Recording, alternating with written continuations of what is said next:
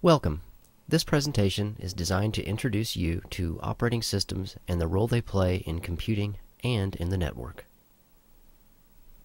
The operating system is the most important piece of software installed on a computer. This is the software that allows the user to interact with the computer and is in charge of the functionality and interaction of application software and hardware. It is critical that networkers know the importance of the operating system because it facilitates the configuration of networked applications such as email. The operating system also facilitates the configuration of computer networking properties such as a computer's IP address. Familiarity with operating systems and their respective user interfaces will help prepare beginning networkers for the configuration of equipment such as networked computers, routers, and switches, each of which utilize an operating system. The structure of an operating system consists of two major components, the kernel and the shell. The kernel communicates directly with the hardware of the system, while the shell allows the user to interact with application software and the operating system itself via a user interface. The shell consists of two interface types: the graphical user interface, also known as a GUI, and the command line interface. Graphical user interfaces allow users to control the computer through interaction with pictures and menu systems. They rely on user-friendliness or user intuition to allow users to easily learn and perform tasks within the operating system with little or no training. The command line interface, or CLI, requires users to input text commands to control the computer. In order to complete specific tasks from a command line interface, users must first know the proper command to complete the task. This generally requires users to have a great deal of knowledge to fully utilize a CLI-based system.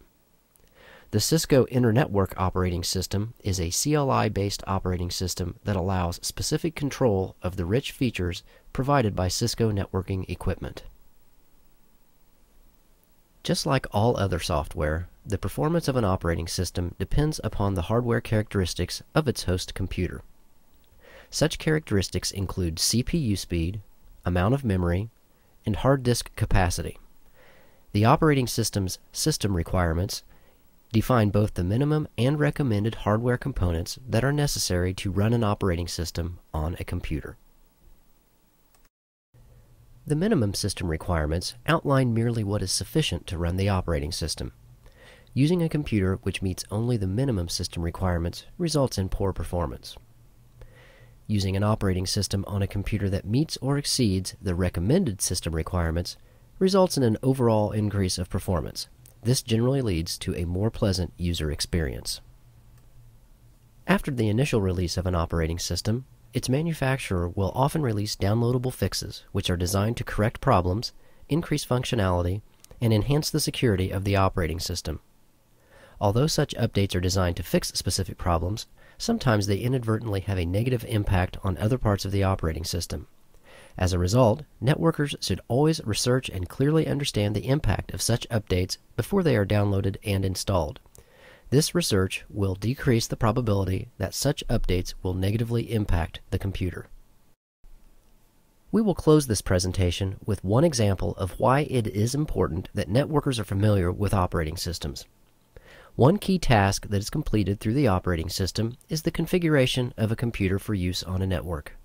Besides a connection, in order to communicate on a network, a computer requires three things: an IP address, which uniquely identifies the computer, a subnet mask, which helps the computer identify the network on which it resides, and a default gateway, which allows the computer to communicate with devices on other networks, such as the Internet.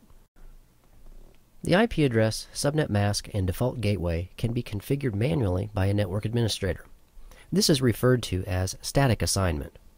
The addressing information can also be assigned automatically through use of a dynamic host configuration protocol, or DHCP server. Regardless of the addressing method, the shell of the operating system is used to configure how the computer will receive addressing information.